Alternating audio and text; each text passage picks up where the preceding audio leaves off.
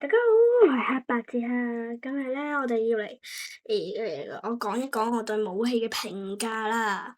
咁咧，其實火焰噴射器咧係一把好好嘅武器啦。咁啦，其實我個人唔係太建議用 Pay to Win 武器嘅，但係咧係真係幾好用嘅。火焰噴射器嘅話，係我認為最好嘅金色武器，我覺得啦嚇。即係你諗下，可以咁樣吹走人哋，然後即係咁樣瞬間，如果你真係要打嘅話，要打得好嘅話，你可以咁樣配搭，然後咁樣凌空跳起。即係首先我拍一拍啦，如果你真係想勁嘅話，可以咁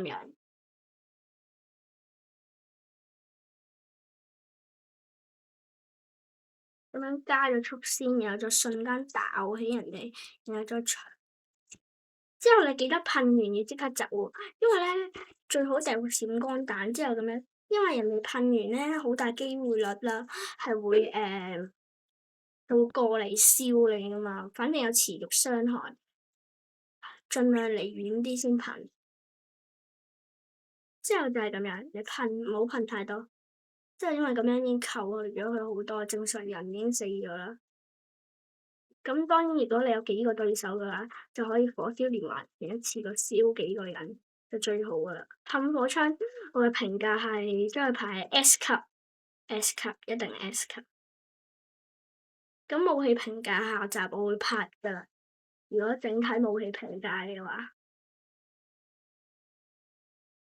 但係整體武器評價我又覺得冇嘢好拍喎。我而家想拍一拍對唔同武器嘅用法咯，因為武器評價好多人已經拍過嘛。啲扭曲其實唔算太勁。但係可以咁樣放個前嗰卷人，人哋喐唔到，然後你係咁爆佢頭就會俾你秒殺咯。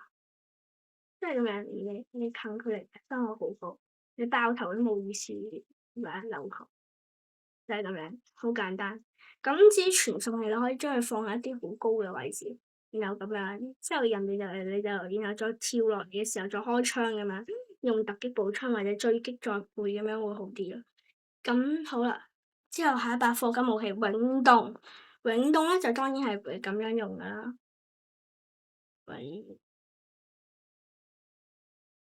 永動咁樣啦，就係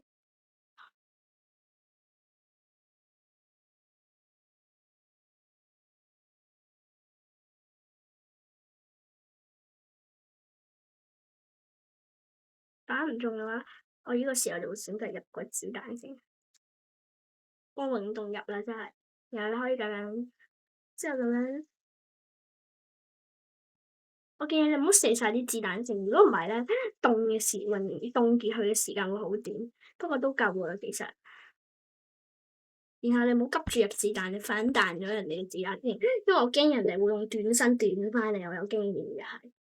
即係如果人哋用短身短翻嚟，起碼可以即刻反彈啦。我係建議，個人係建議用突擊步槍配武士刀咁樣。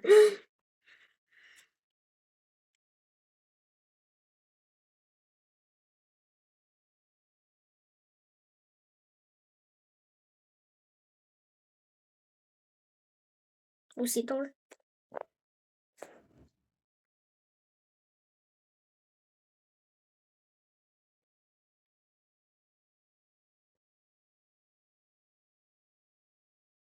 咁樣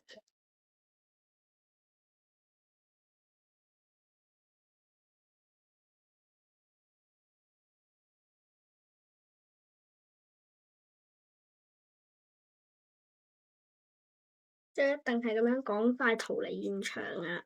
如果有圈嘅話，呢個競技場嘅話，小逃嘅話，你就梗係補一補子彈。之後咁樣一衝出去，人哋如果玩刀嘅話，或者玩咩武器嘅話，你都可以咁樣，之後瞬間用 katana 反彈，然後就係咁。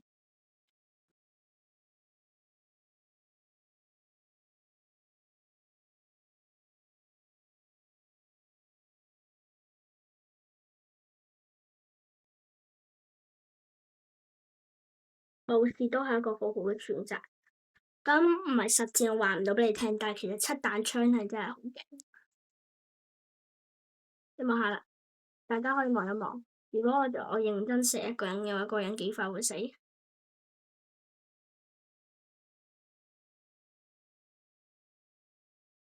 瞬間死咯。能量步槍入去追擊咯，因為追擊入子彈嘅時候唔係叫你一入子彈即踢啊，但係入子彈有個冷卻時間，刀槍都勁嘅，都其實勁唔勁係見仁見智嘅。如果用得好嘅話，用其實咩武器都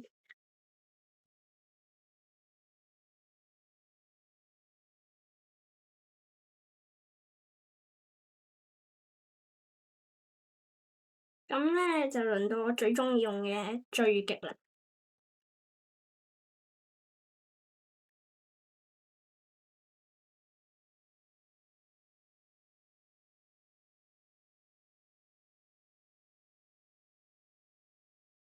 好啦，認真